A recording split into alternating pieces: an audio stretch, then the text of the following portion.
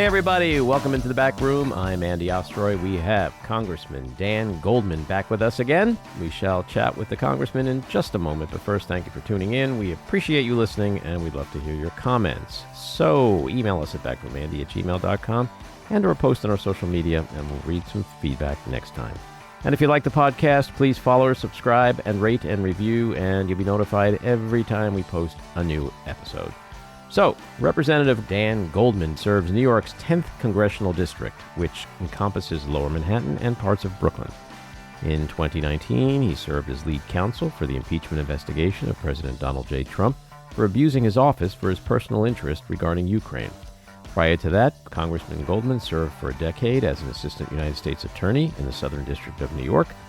He serves on the Oversight Committee, the Homeland Security Committee, and the Select Subcommittee on the Weaponization of the federal government, and is also a member of the Dads Caucus, the Pro-Choice Caucus, the Gun Violence Prevention Task Force, and the Stop Project 2025 Task Force. Congressman, welcome back into the back room. Thanks so much for having me, Andy. Good to be back. So I just real quickly want to ask you about something that's breaking, and apologies if you haven't had a chance to either see it or hear much about it, but it's Donald Trump speaking this afternoon at the Black Journalists Convention, which was off the rails, cray-cray.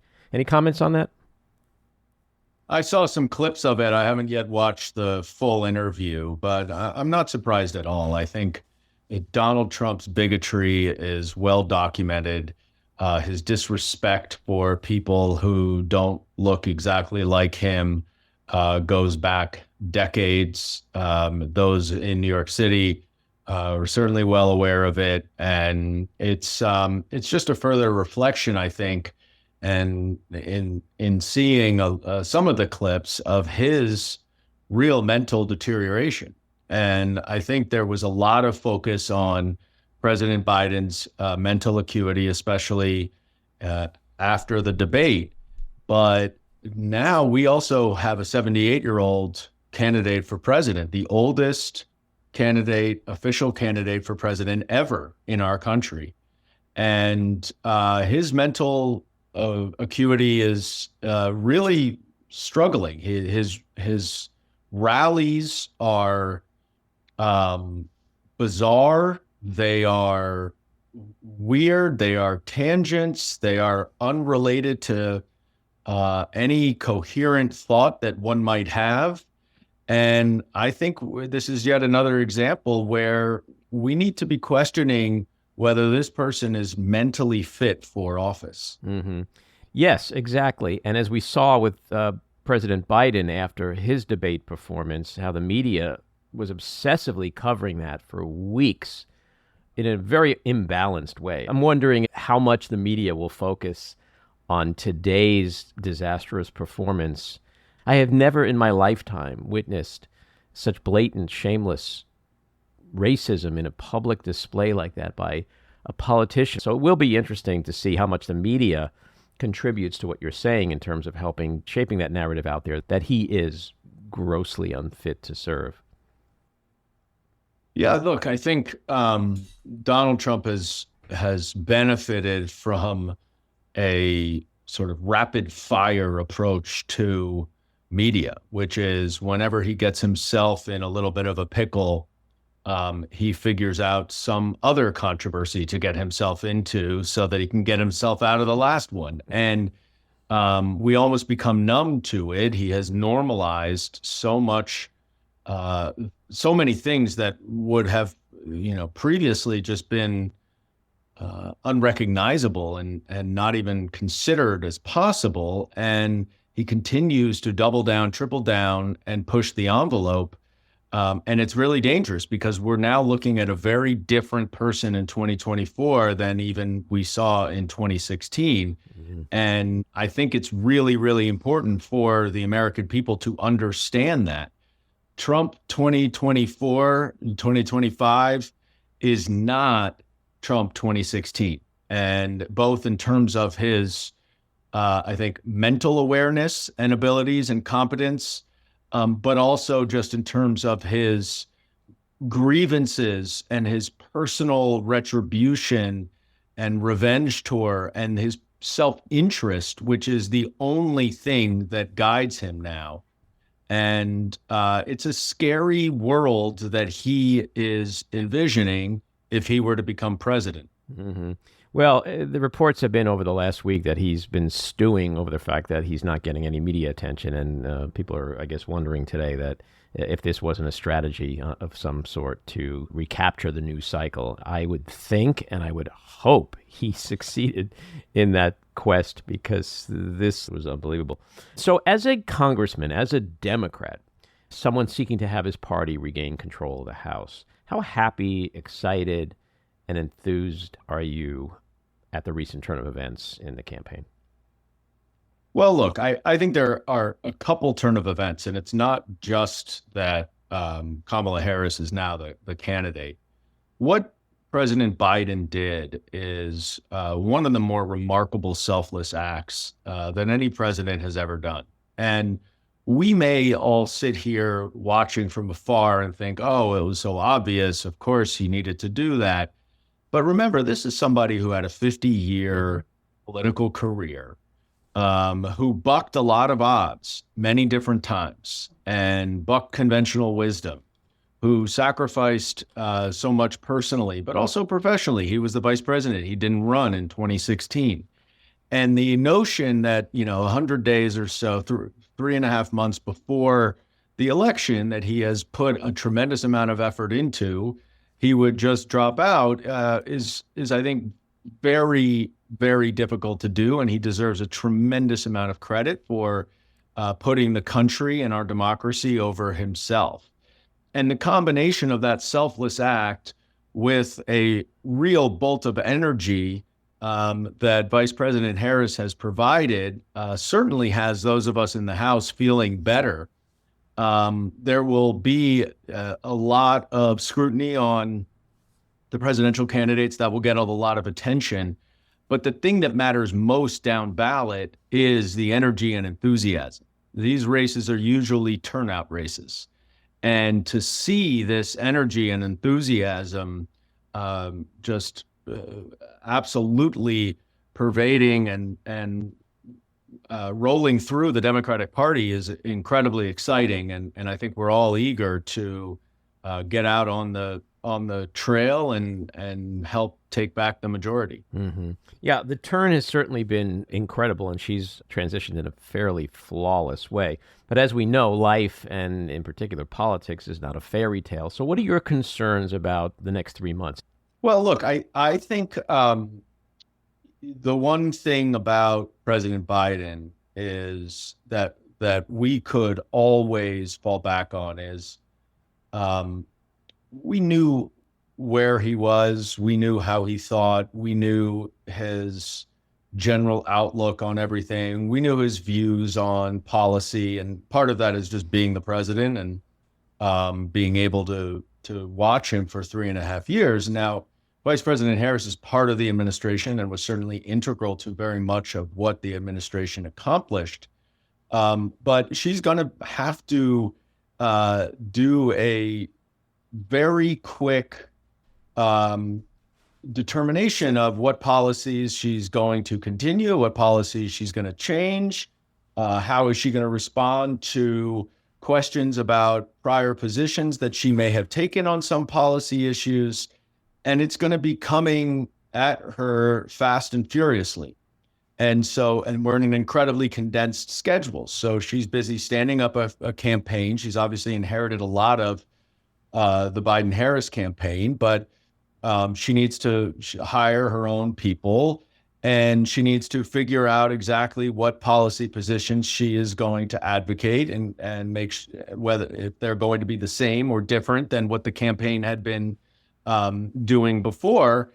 Now, she's got a great record to run on as the vice president in this administration. And one of the most bewildering things about all of the last year in the campaign season is how low President Biden's favorability rating was in light of the historic and consequential legislation that he shepherded through in the first 2 years and his stellar stewardship of the United States on the international stage in gathering support for Ukraine, in navigating a very complicated situation in Israel.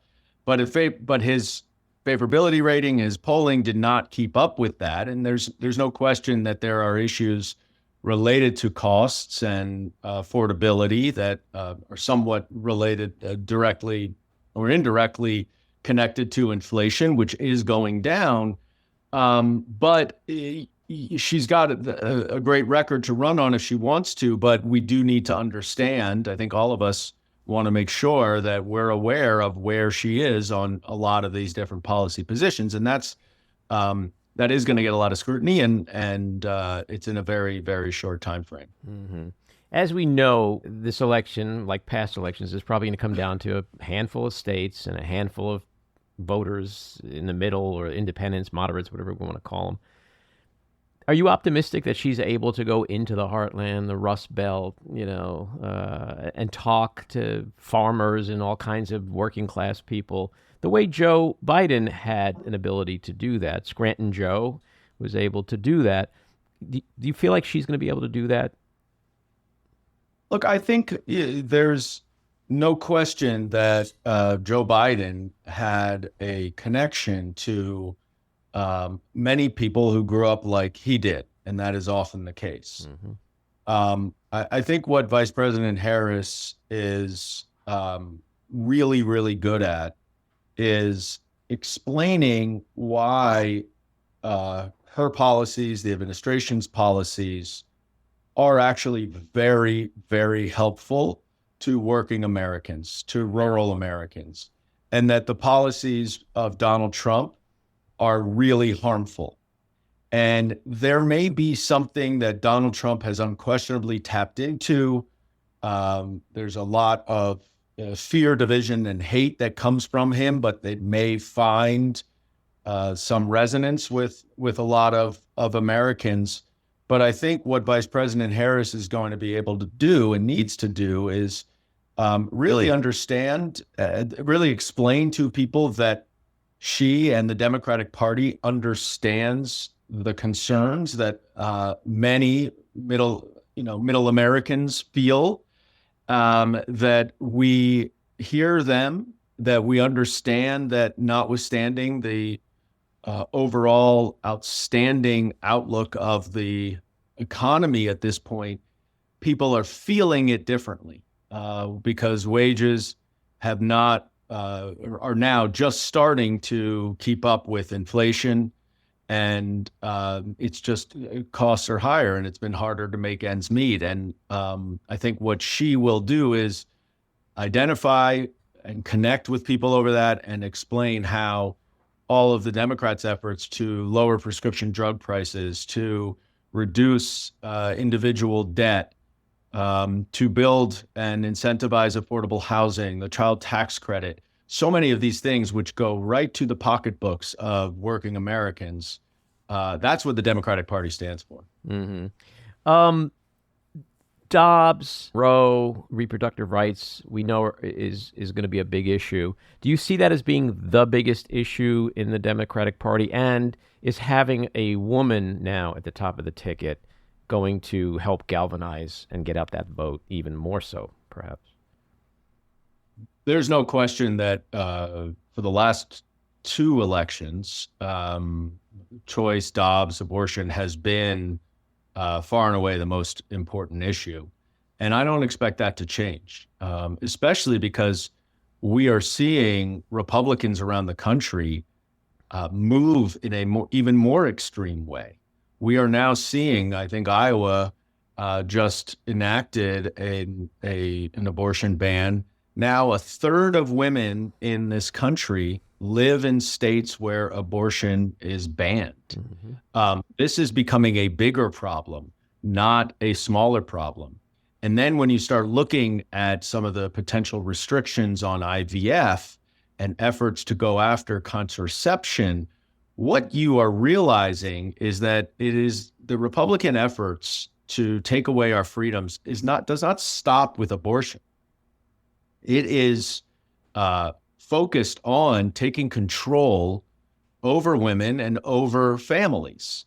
And that is really dangerous, really scary, and really un-American. And so having someone who speaks to that so well and so passionately, like Vice President Harris does, certainly, yes, being a woman and relating and being able to explain in more personal terms, I think is helpful. And I think she's been a terrific messenger on this and will continue to be. Mm-hmm. And so much of this particular issue depends on Democrats controlling the House and having more power. How confident are you about Democrats' chances of taking back that chamber? And in particular, New York, which was very pivotal in the midterms in Democrats losing the House. How confident are you about regaining those seats? I feel really good right now. I think there is a really, really robust operation within New York, from Senator Gillibrand, her campaign, and the governor and the state party, and Leader Jeffries has been very involved in building out the infrastructure to hit the ground in a way that we need to register voters, to get turnout. And there's going to be a lot of money that we'll be able to play in these races. But more importantly, our vision, the vision for the Democratic Party, is one that resonates with New Yorkers. And especially when you're talking about the House and you want to compare the last Congress, the first 2 years of President Biden's presidency, with this Congress, you have one of the most productive Congresses in history, where we brought manufacturing back to this country, infrastructure, renewable energy, chips and science, semiconductors, and we're building out the American economy in really robust ways. And then you look at the Republicans this time around, and they've got nothing done, literally nothing. They cannot even pass their own bills within their own party that are so draconian and extreme that they will never become law anyway, but they can't even figure it out. It has been a historically inept Congress. Mm-hmm. And so what the American people and the New Yorkers, I think, will have to think about is whether it's time to put the adults back in charge. The Republicans cannot govern. The Democrats have proven that we not only can govern, but that we will govern in a way that will improve the lives of the vast majority of American people and working Americans, everyday Americans, who need a little bit of a boost sometimes to access the American dream. And that's what we're focused on doing. And I think that message really, really resonates. Mm-hmm. You are a member of the Stop Project 2025 task force. How critical is it for voters to understand and focus on this issue for November? Well, Project 2025 is a roadmap for a Trump presidency. And we know that because Donald Trump is desperately trying to run away from it now. And that gives us every indication and admission that this is part and parcel of what his plan is. As I like to say, he's been the clear front runner for being the Republican nominee for president since the day after the inauguration the last time. And this is called Project 2025 for a reason. It's not called Project 2029 or something else. Mm-hmm. And if you look at the details of this 900+ page agenda, it is scary. It would eliminate medication abortion. It would result in mass deportations. It would try to track women based on their menstrual cycle or their pregnancy and see whether or not they are traveling out of state, potentially to get reproductive care. It will eliminate the career experts in the executive branch agencies who make our government run and install Donald Trump political lackeys to do whatever he wants. The list goes on. It will remove climate change from any consideration of any executive branch agency. And it is so draconian and it's so extreme. And when you combine it with the recent Supreme Court opinions, It is literally a roadmap to dictatorship for Donald Trump. And so it's essential that Americans understand that this Project 2025, which is a blueprint for a Trump administration, is designed to take control of your body and your life rather than to what the Democrats want, which is to give everyone more freedom. Trump himself, as you know, has distanced himself from Project 2025. He claims he really knows nothing about it. That's a lie, right? He, of course, knows exactly what it is, and he spoke about it, 2 years ago, and it's very much a part of the infrastructure and plans of his campaign. Look, some of his top officials from the last administration are running it. His Office of Management and Budget Director, his Office of Personnel Director, Paul Dans, who was an integral part of the administration the last time, was the architect of this. And he just resigned in an effort to try to distance Donald Trump from it.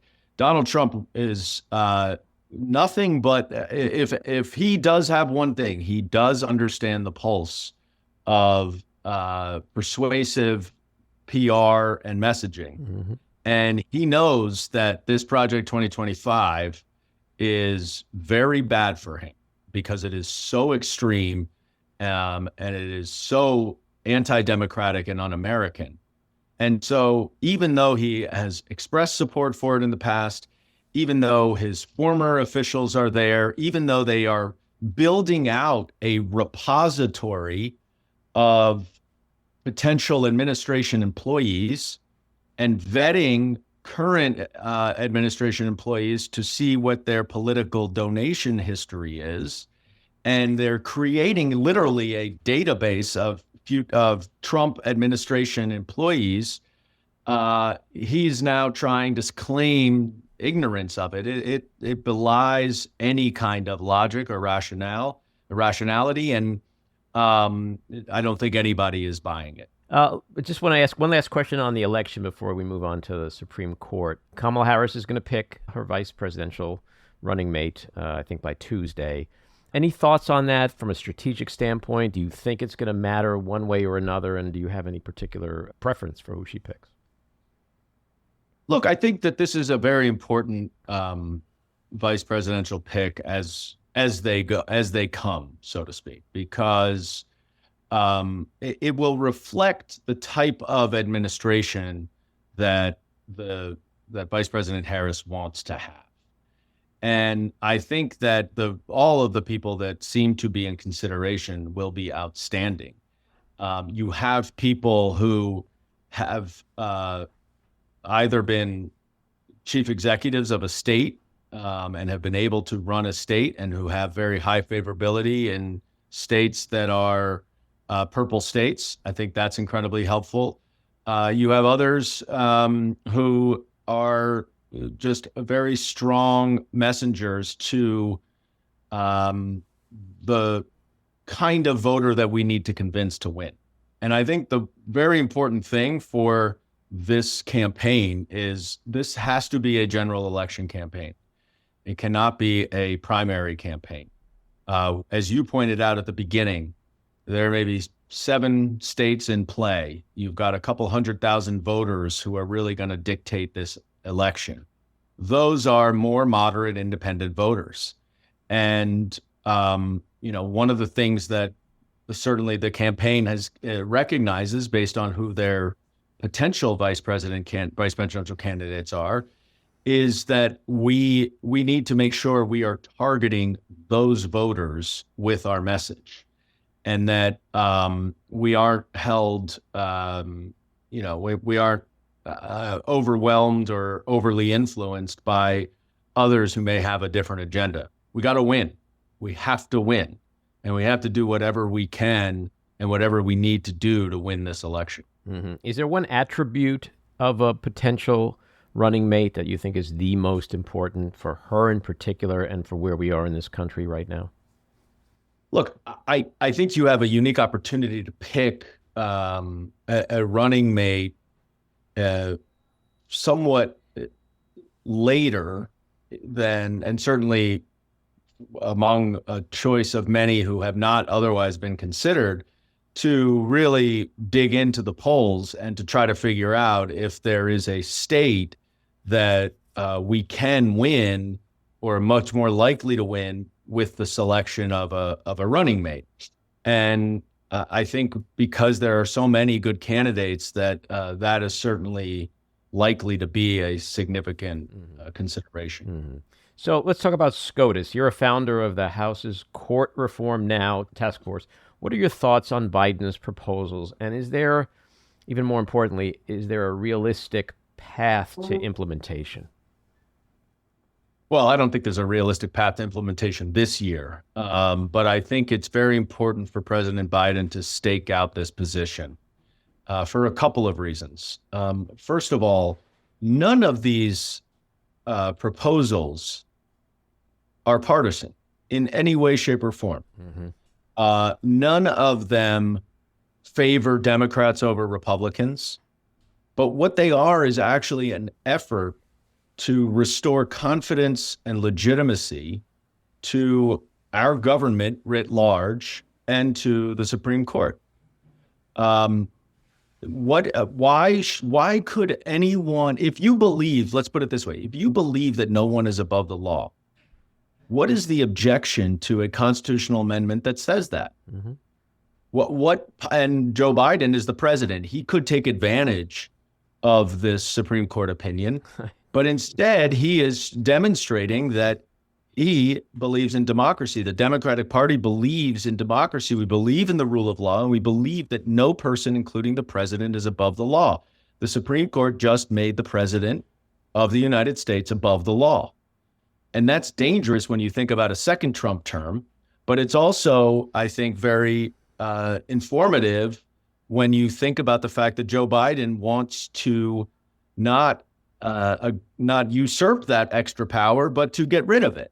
Mm-hmm. And then when you're talking about term limits for the Supreme Court, all that will do is will reduce the partisanship and politicization that is inherent now in selecting Supreme Court justices. If you are choosing a Supreme Court justice every 2 years on a set schedule, then you don't have to think about, all right, I need to retire during my party's presidential administration. We don't run into the 9-month wait and no hearing for Merrick Garland or the 3-week ram it through for Amy Coney Barrett. Each presidential term gets 2 picks. You know it, you know when. It can reduce some of the excessive longevity of some of these justices who now are starting younger and younger and can be on the bench for 40 years. Mm-hmm. And it keeps it fresh. And that doesn't benefit Democrats or Republicans, who benefits whichever party wins the presidency.